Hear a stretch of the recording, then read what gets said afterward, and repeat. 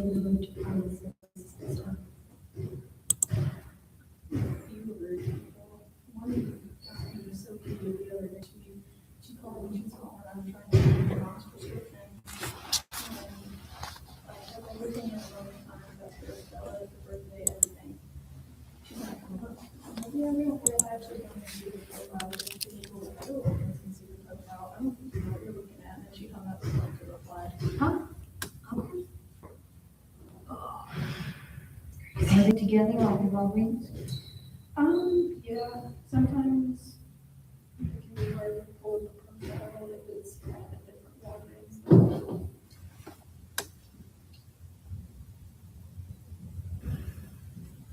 Which Walgreens are you at?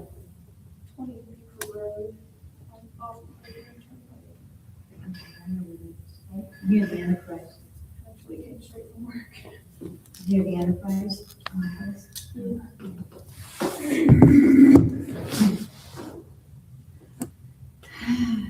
guess we can go ahead and start on that. Yeah, do you have the link for the live stream?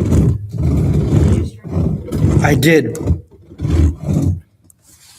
If anybody, does any of you subscribe to the YouTube channel? It should be, the link should be there. If you could just grab the link and then share in WhatsApp.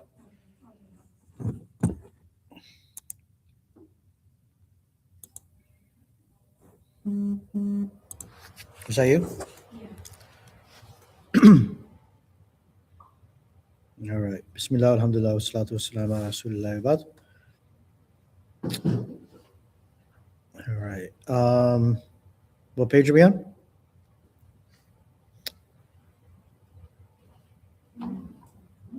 Two 12 in the book, right?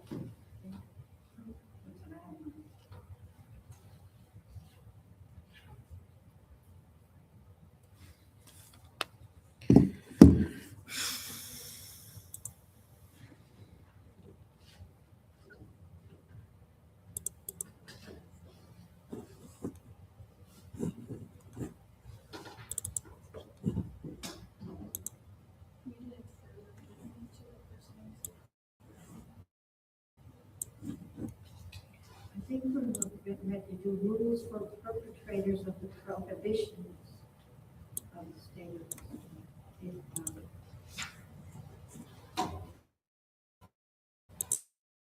What page do we have in the PDF?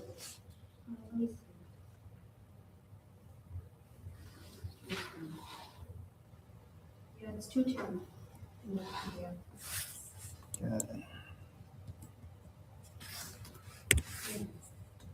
So rules for perpetrators of the prohibitions of the state of Islam. Bismillah, alhamdulillah, wa salatu wa salam ala rasulillah wa ba'd. We're on page 210. The title is Rules for the Perpetrators of the Prohibitions of the State of Ihram. So we're talking about Hajj. And in Hajj,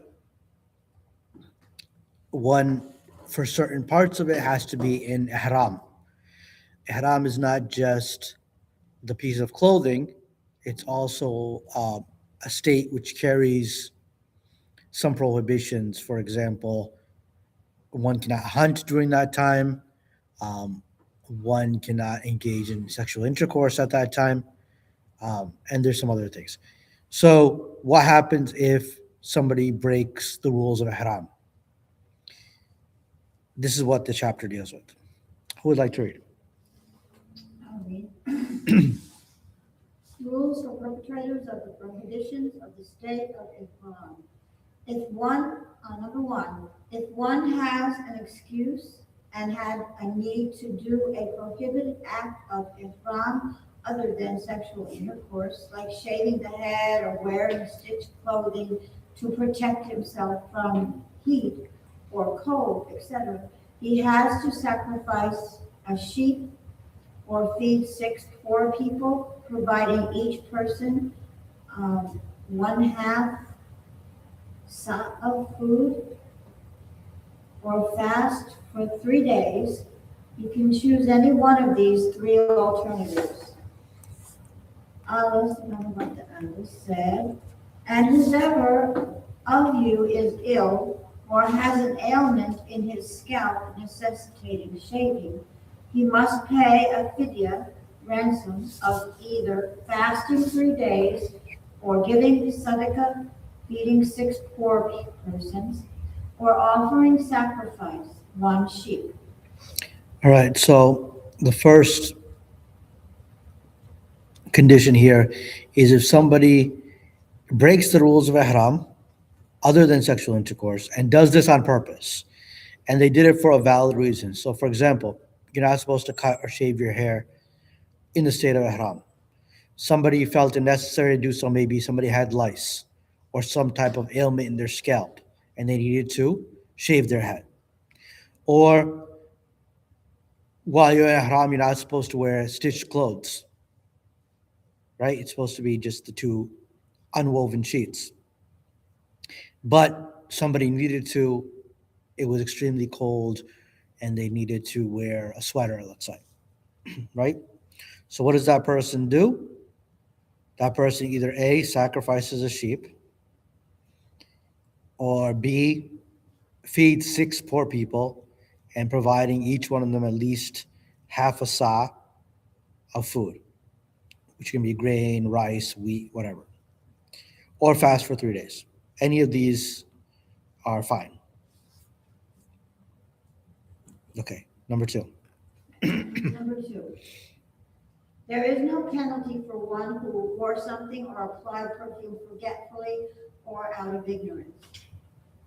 Ya'la bin Umayyah reported, a man came to Allah's Messenger, sallallahu alaihi wasallam, a place called Jir'ana, wearing a robe with saffron on his beard and head. He said, O Messenger of Allah, I entered into the state of Ihram for Umrah in the condition you see me in. He said to him, wash away the saffron and take off the robe and what you used to do in Hajj, do in your Umrah. This allowance is not made for one who kills a game animal forgetfully or in ignorance of the prohibition. He has to pay the penalty because he is responsible for destroying property for which there is no differentiation between knowledge and ignorance, nor between forgetfulness and intent, similar to the responsibility for destroying property of humans. All right, so if somebody does something out of forgetfulness, so for example, they cut their hair, clip their nails out of forgetfulness, then, or wore clothes other than their ihram clothes, right? Then there's no penalty for that person because they did that out of forgetfulness, except for the person who kills a game animal, who hunts, because you're not supposed to hunt. That person, whether it's forgetful or intentional, must still pay the penalty of sacrificing a sheep, feeding 6 people, or fasting 3 days. Number 3. 3. If a Muslim has intercourse with his wife, his Hajj is rendered invalid. He must continue with the rituals to take to their end, but he must also come back in a future year to make up for it, and he must sacrifice an animal. Okay, so if a muhrim has intercourse, that makes the Hajj invalid. So while, Both of them, right? yes. Well, yeah, if she's also performing Hajj, right? And that person must come back and make Hajj again because that one was invalid. And the penalty for the mistake will also be that he has to sacrifice an animal. Pretty clear? Okay. Now, this is a famous hadith of Jabir ibn Abdullah. It's a long hadith, but it details everything about how the Prophet, peace and blessings be upon him, performed Hajj. So we'll read it in pieces because it's quite long. Who's reading? how the Prophet, how the Prophet performed, Sallallahu Alaihi Wasallam performed Hajj. Jabir. Jabir, Jabir narrated, excuse me, Jabir narrated, the Prophet ﷺ remained 9 years without performing Hajj. Then he made a public announcement in the 10th year that Allah's Messenger ﷺ was about to perform Hajj. A large number of people came to Al-Medina, all of them anxious to follow Allah's Messenger ﷺ and to act according to his actions. We set out with him till we reached Dhul Hulayfa. Asma, daughter of Umayyas, gave birth to Muhammad bin Abu Bakr. She sent a message to Allah's Messenger, Sallallahu Alaihi Wasallam, asking him, what should I do? He said, take a bath, bandage your private parts, and put on ihram. Allah's Messenger, Sallallahu Alaihi Wasallam, then prayed in the mosque and then mounted al-Qaswa, his she-camel, and it stood erect with him on its back, al-Bayda. As far as I could see, in front of me were riders and pedestrians, and the same on my right and my left and behind me. Allah's Messenger, Sallallahu Alaihi Wasallam, was among us, and the revelation was descending on him, and he knows its true significance. And whatever he did, we also did the same. He pronounced the oneness of Allah. Okay, so in the first part, it's he's narrating the journey of um, of going towards Hajj. He mentions that when they were coming from Medina, they stopped at Dhul Hulayfa. At Dhul Hulayfa is when they would start reading the talbiyah, which you're going to see, and putting on the ihram. All right? So Dhul Hulayfa is a place between Medina and Mecca. It's when you're traveling by train or any other way, they'll tell you that this is where we stop for ihram. Keep going.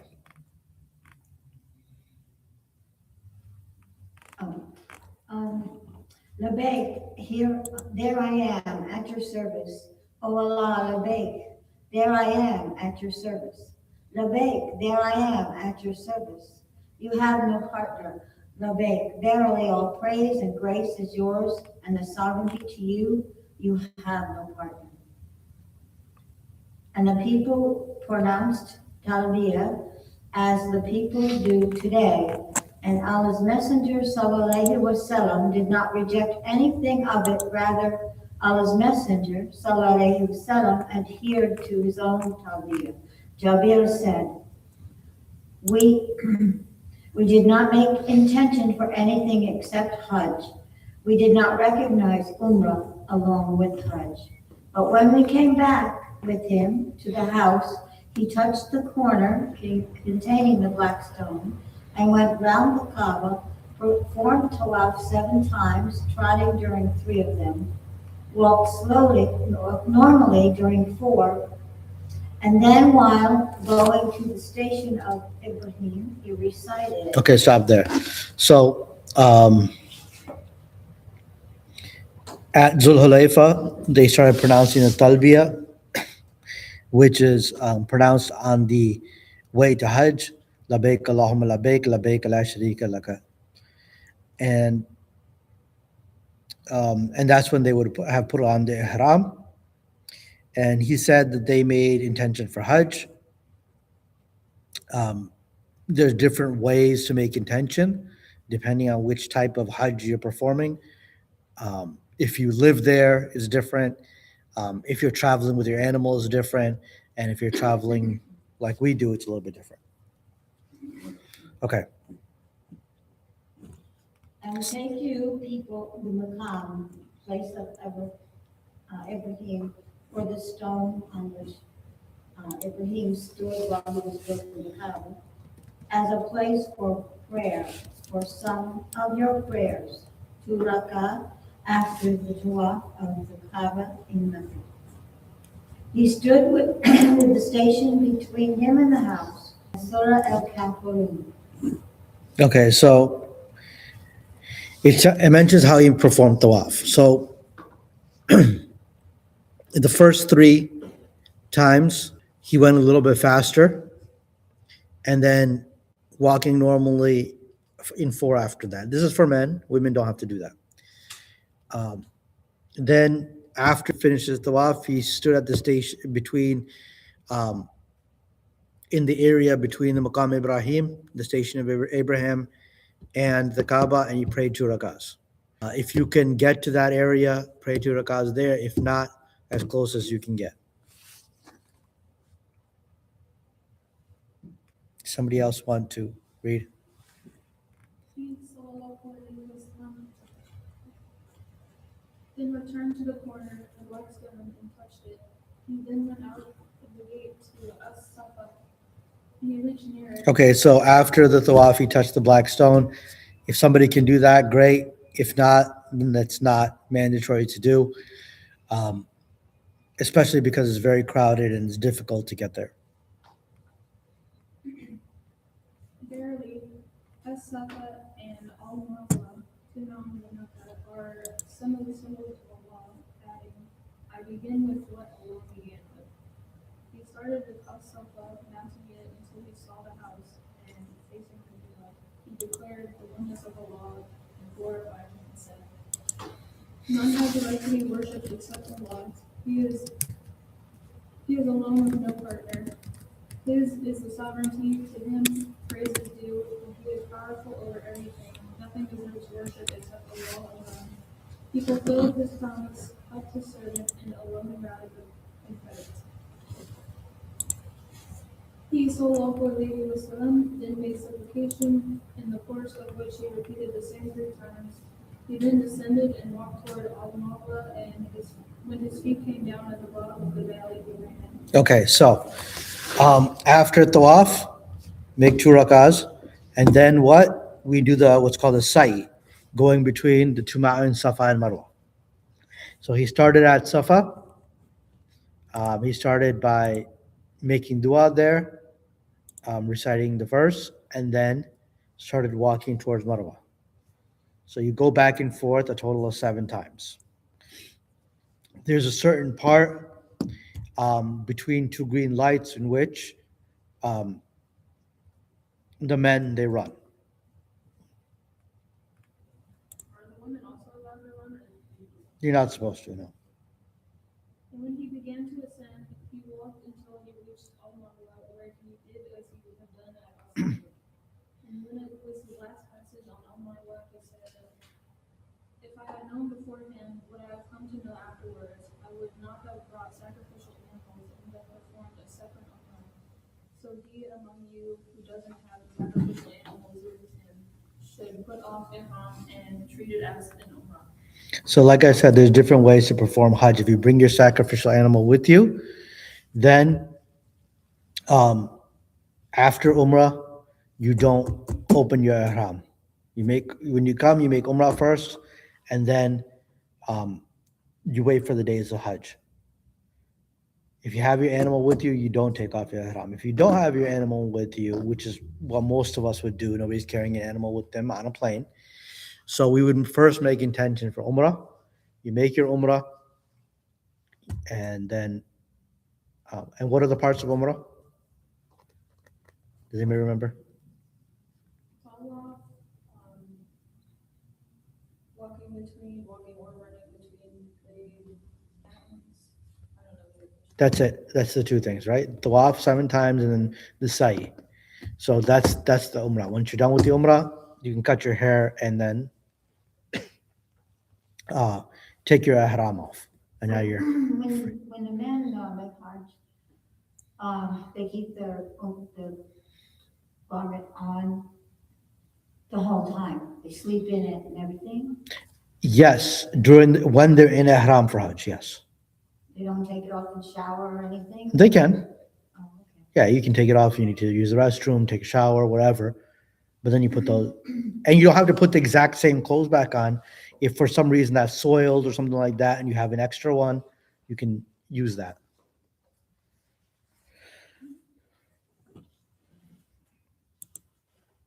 Soraka bin Malik bin Jushan got up and said, O Messenger of Allah, does it apply to the present year or forever? Thereupon Allah's Messenger sallallahu alaihi wasallam intertwined his fingers one into another and said twice, the Umrah has been incorporated into the Hajj, adding, no, but forever. So, like he said, that if you made intention for Umrah, if you didn't bring your animal with you, then you can take off your ihram at that point. Okay. Ali came from Yemen with the sacrificial animals of the Prophet sallallahu alaihi wasallam and found that Fatima was one of those who had put off ihram and put on dyed clothes, had applied antimony cool to her eyes. He expressed this disapproval of that to her, whereupon she said, my father has ordered me to do this. The narrator said, Ali used to say in Iraq, I went to Allah's messenger, showed the mourning to Fatima for what she had done, and asked Allah's messenger, sallallahu alaihi wasallam, the verdict regarding what she had narrated from him. And I told him I had rebuked her for that. He, sallallahu alaihi wasallam, said, she told the truth, she told the truth. Then he asked me, what did you say when you undertook to go to Hajj? Ali said, I said, Allah, I am putting on ihram of the same type as your messenger has put on. He said, I have with me sacrificial animals, so do not put off the ihram. Jabir said, the total number of sacrificial animals which Ali brought from Yemen and which the Prophet sallallahu alaihi wasallam brought was 100. Then all the people except the Prophet sallallahu alaihi wasallam and those who had with them sacrificial animals put off ihram and got their hair shortened. When it was the day of Tarwiyah, the 8th day of Dhul Hajj, they went to Mina after putting on ihram for Hajj. The Prophet sallallahu alaihi wasallam rode, and then he led Zuhr, Asr, Maghrib, Isha, and Fajr Salah. He then waited a little until the sun rose and commanded that a tent of hair should be pitched at Namirat at the edge of Arafat. Allah's Messenger sallallahu alaihi wasallam then set out, and the Quraysh didn't doubt that he would halt at al-Mashar and Akram, the sacred monument, as the Quraysh used to do in the pre-Islamic period. Okay. So, Ali radiallahu anhu brought with him 100 animals. So he brought animals for those people who didn't have animals. They got them from him.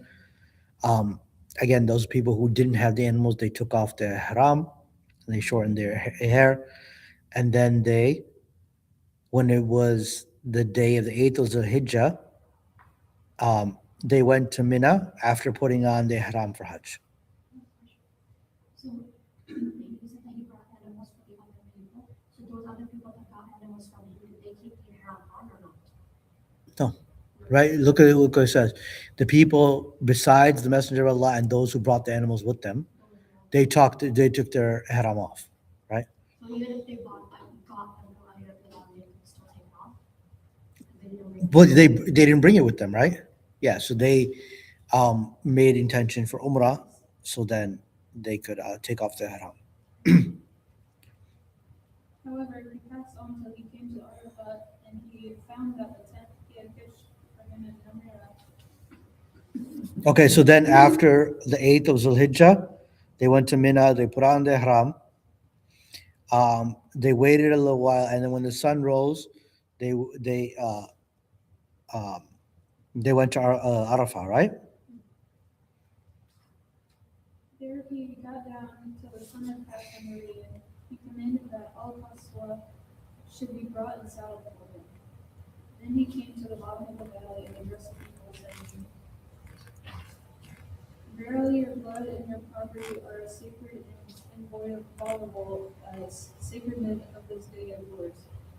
In this month of yours, in this town of yours, behold, everything pertaining to the days of ignorance is under my feet, completely abolished.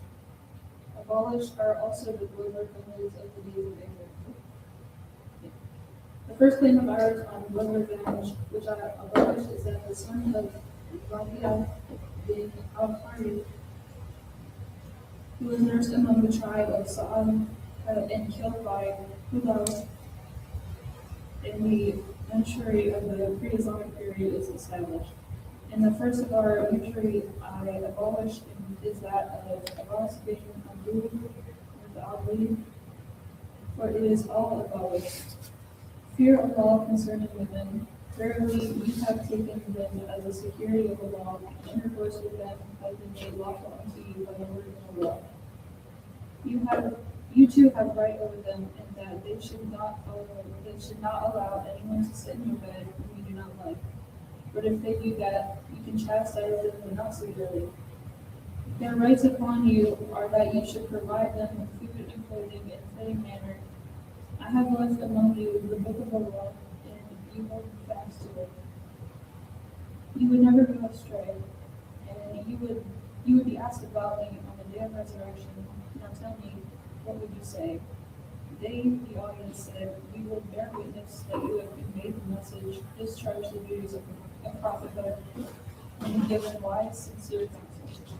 He, the narrator, said, the prophet ﷺ then raised his forefinger to the sky, pointing it at the people, said, O Allah, be witness, O Allah, be witness, said it thrice. So this is what is one of his last khutbahs. And shortly after this, he passed away, within a few months after he had performed Hajj. And this holds a lot of meaning because this is the only time he made Hajj. So for this, that was the only time he made Hajj, and Hajj is the holiest days in the holiest place. So the words he said there were very important. So it's something that we should read over and over again, actually. Um, the first thing he says is that your blood and property are as sacred and inviolable as the sacredness of this day of yours, in this month of yours, and in this town of yours. So the blood of another person, the blood of another Muslim, and their property are sacred. We shouldn't try to, obviously kill people, but also take somebody's property, damage somebody's property. These things are sacred. These are not to be taken lightly. He abolished the blood revenges um, because that was a way of the people of ignorance that they would, take revenge on each other for things that happened in the past. He abolished usury, interest. Um, some people had borrowed money from one of his uncles, Abbas, and at that time, before it was made unlawful, it was um, people had charged interest on it, so he abolished that. He reminded everybody, he reminded the men to fear Allah concerning women. Um, and this is very important because, um, men have a responsibility over women to treat them kindly, treat them justly, protect them. And they have been given this woman in their marriage uh, as a promise from Allah. Allah has made them lawful for it. So they should look to fulfill their rights. Um, he mentioned some of the rights that they should provide. He should provide them with clothing and food in a fitting manner and treat them justly. And then he asked people that if he had completed the message, if he had done his job and conveyed the message, and they said, yes, you have. And then they said, oh Allah, bear witness, oh Allah, be witness, that the people had responded that he had done his duty in conveying the message. So there's a lot of lessons in this. He also mentioned, I have left for you the book of Allah, and if you hold fast to it, you'll never go astray. So we should always turn back to the Book of Allah, to the Prophet's Sunnah, which um, the Hadith, which explains the Quran, and stick to that, and you'll never go astray. These are the things that guide us. All right, we can read a little bit more. Bilal then pronounced Adhan later, and later on, Iqamah, and he, the Prophet sallallahu alaihi wasallam, led the noon prayer. He, Bilal, then uttered Iqamah, and he, the Prophet sallallahu alaihi wasallam, led the afternoon prayer. He observed no other prayer in between the two. Allah's Messenger sallallahu alaihi wasallam then mounted his camel and came to the place of stay, making his she camel a Qaswa turn towards the side where there were rocks. Having the path having the path taken by those two went on foot in front of him. And he faced the Qibla. He kept he kept standing there till sunset, and the yellow light had somewhat gone, and the disk of the sun had disappeared. He made Usama forcefully He made Osama sit behind him, and he pulled the nose string of the Qaswa so forcefully that its head touched the saddle, in order to keep her under perfect control. And he pointed out to the people with his right hand to be moderate in speed. And whenever he happened to pass over an elevated tract of sand, he slightly loosened it, the nose string of his camel. So he climbed up, and this is how he reached Al-Musa. There he led Maghrib evening. Okay, so I'm sorry. So in Arafah, that's where he had given that sermon. Then the azan was called. He led the noon prayer, uh, and he led Zohar and Asr basically together. And he stayed there um, for a while until when?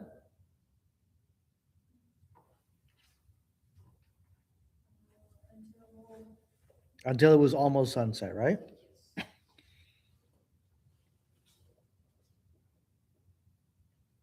No, until sunset. I'm sorry, until sunset, and a little bit afterwards, and then he proceeded from Arafat to Muzdalifah. Muzdalifah is another area, and he went to Muzdalifah. He led Maghrib and Isha there, and um, and stayed there until Fajr. Right? Go ahead, keep reading. There he led the Maghrib, evening, and Isha night prayers with one Adhan and two Iqamah. And did So not basically, he combined them. Yeah. They did not glorify Allah in between them, i.e., he did not observe Surah Barakah or Rakah between Maghrib and Isha prayers. Allah's Messenger sallallahu alaihi wasallam then lay down to dawn and offered the Fajr dawn prayer within a dawn and Iqamah. When the morning light was clear, he again mounted al-Qaswas and then came to al-Mashar, al-Haram. He faced towards the Qibla, supplicated him, glorified him, and pronounced his uniqueness. La ilaha illa Allah. The oneness and oneness. He kept standing till the daylight was very clear. Okay, so he stayed at Muzdalifah. He prayed Fajr, and then he went to there's a place in Muzdalifah called Mashar al-Haram. He went there, faced towards the Qibla, supplicated and glorified Allah. And then, when the daylight was clear, the sun had fully risen, then he um, set out from there.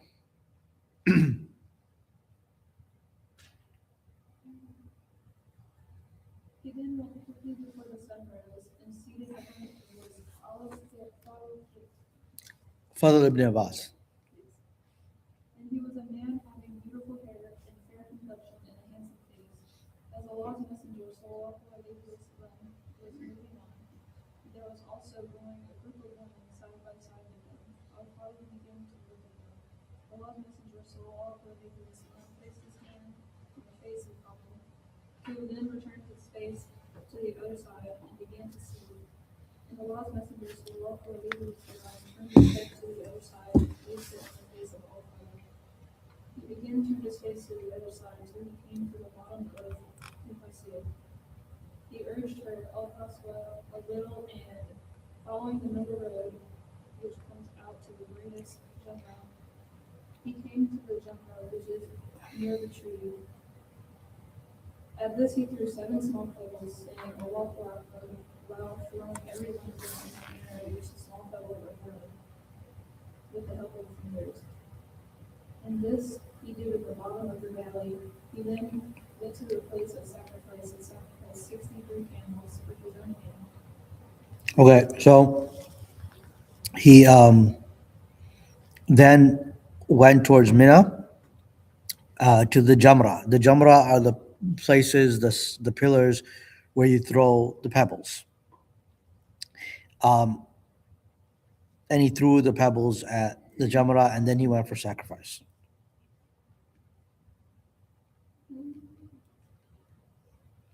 Then he gave the remaining number to all the youth to sacrifice them. When he shared in his sacrifice, he then commanded that a piece of flesh from each sacrificed animal should be put in the pot, and when it was put, both of them, the Prophet sallallahu alaihi wasallam and Ali took some meat out of it and drove it soup. Allah's messenger sallallahu alaihi wasallam again rode and came to the house and offered the Zuhr prayer at Makkah.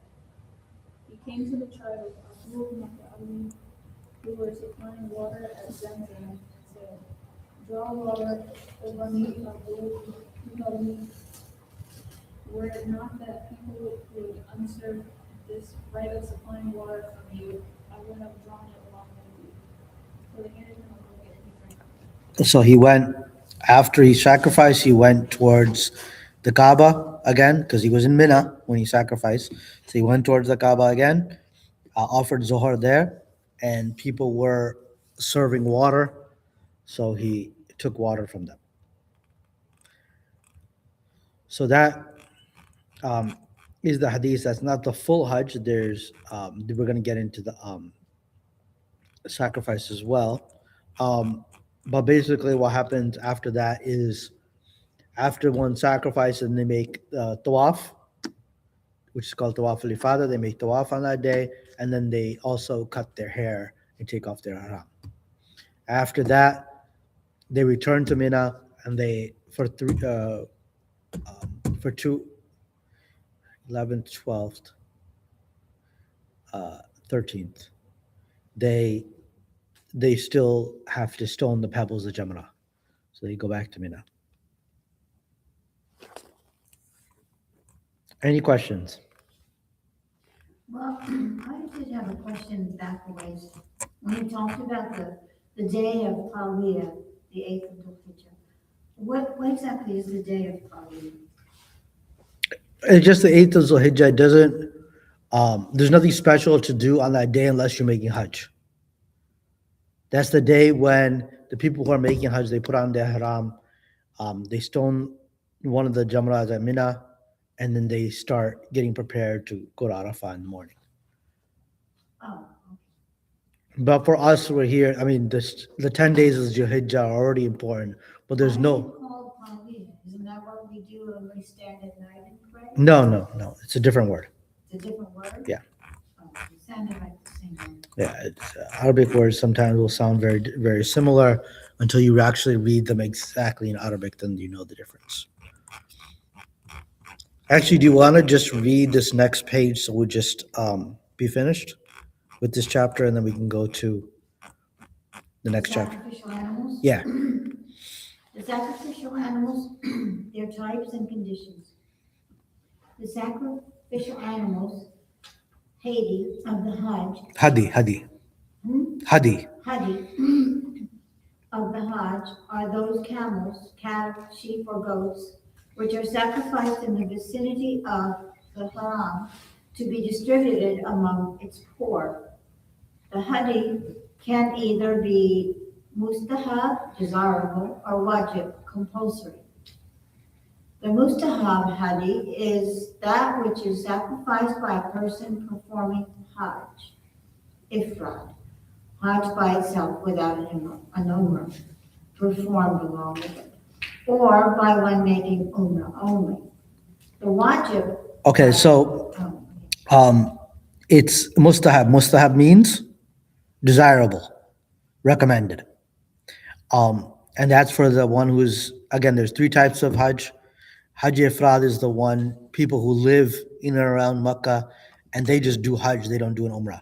So they can make a sacrifice if they want, but it's not wajib on them. Or somebody who's making Umrah. Only, not Hajj. But for everybody else, the sacrifice is wajib. Means it's compulsory. B. The wajib hadi is for the following situations. Number one, wajib on someone performing hajj kiran to perform umrah before hajj and stay in the state of ihram, then to perform hajj with the same ihram.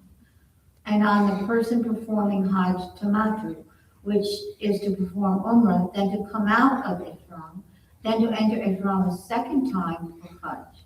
In these situations, the person offering the sacrifice may eat from the meat of the hadi. All right. So Hajj Tamattu is the one we would normally do going from here. And in that, a sacrifice is compulsory. Again, you don't have to do it with your hand. You can usually give it to your group leader, give them the money, and they'll have somebody do it for you. Number two, wajib on someone who failed to perform a wajib act of hajj, such as stoning the jamarat or putting on ihram at the miqat, or staying into a part of the night after the afternoon spent at Arafat, or spending the night at Muzdalifah or Mina, or the farewell Tawaf. Can you explain that? Okay. So remember we talked about there's a penalty if somebody breaks something in haram, right? Breaks a condition of that. There's also a penalty if somebody failed to perform a part of Hajj that they were supposed to do. That's compulsory. So, for example, if stoning the Jamara, if they didn't do that, or if they put their ihram on really late and passed the area of it, or they didn't stay at Muzdalifah, or they didn't stay at Mina, or didn't perform the farewell tawaf. These things that are compulsory on them. If they didn't do that, they also have to make another sacrifice. Otherwise, their hajj is null and void. Yeah, then there's a I don't know exactly if it's null and void, but also yeah, it probably would be, yeah. Number three, wajib on someone who did something prohibited to a person in the state of ihram, such as using perfume or shaving the hair. So but they also have the alternative of fasting for 3 days or feeding 6 people. For wajib due to a transgression on the sanctity of the haram area, such as hunting an animal or cutting a tree within its boundaries. Again, same thing. All right. Conditions for the acceptability of the hadi sacrificial animals. Number one, the animal must be old enough. A camel should be at least 5 years old, or a cow should be 2 years old. A goat should be 1 year old. A sheep can be 6 months old if it is fat. Number two, the animal must be free of defects. It will not be accepted by Allah if it is one-eyed or lame or mangy or thin. So the same type of conditions that when we do the sacrifice here, it should be, a clean and beautiful animal. Same type of conditions for the Hajj. The proper time and place for slaughtering the hadi. The 10th of Dhul Hijjah, and the 3 days after that, which are called the days of Tashri, which means to cut meat into strips for drying, which is the traditional way of preserving meat, which couldn't be eaten right away. It is permissible to slaughter in Mina or Makkah. Okay, so The 10th of Zulhijjah and the 3 days after that is when a person would do their slaughter, and they can slaughter in Makkah or Mina. Both are permissible. And with that, we're done with the chapter of Hajj. Any questions? You can only slaughter in the Mina and the Mecca, no place else. If somebody's performing Hajj, yeah, that's where they would slaughter. I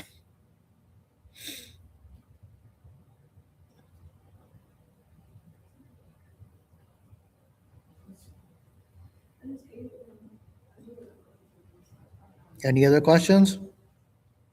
No? All right, alhamdulillah, we're done with Hajj. I mean, obviously, I don't expect everybody to memorize everything.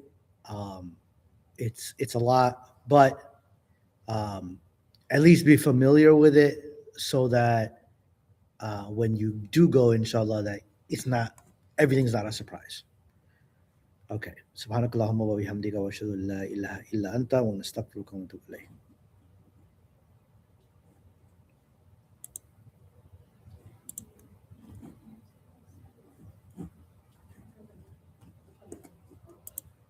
I don't think it's-